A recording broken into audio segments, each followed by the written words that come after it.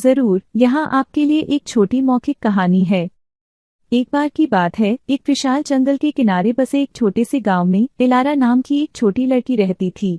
इलारा पूरे गांव में अपने दयालु हृदय और अदम्य जिज्ञासा के लिए जानी जाती थी। एक दिन जब वह जंगल की खोज कर रही थी तो वह एक छिपे हुए उपवन पर पहुंची जिसे उसने पहले कभी नहीं देखा था।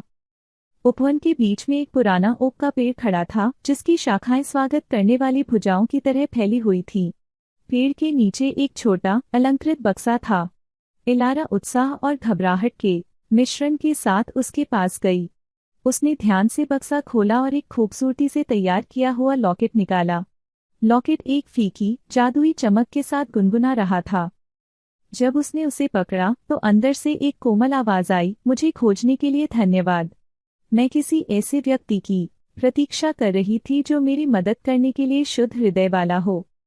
लॉकेट ने इलारा को बताया कि इसमें एक शक्तिशाली रहस्य छिपा है। यह किसी भी व्यक्ति की एक इच्छा पूरी कर सकता है जो इसे ईमानदारी से पहनता है।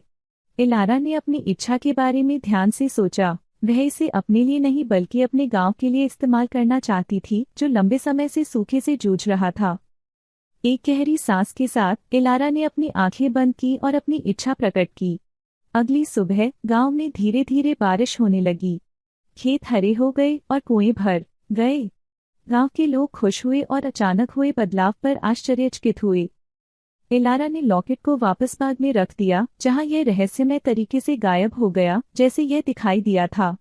तब से इलारा न केवल अपनी दयालुता के लिए बल्कि अपनी निस्वार्थ बहादुरी के लिए भी जानी जाती है। और हालांकि लॉकेट कभी वापस नहीं आया, लेकिन उसकी इच्छा की कहानी एक प्रिय किंवदंती बन गई जिसने सभी को एक दयालु हृदय की शक्ति की याद दिला दी। और इस तरह गांव फलने फूलने लगा और इलारा की कहानी इस बात की गवाही के रूप में जीवित रही कि दयालुता दुनिया में क्या जादू ला सकती है।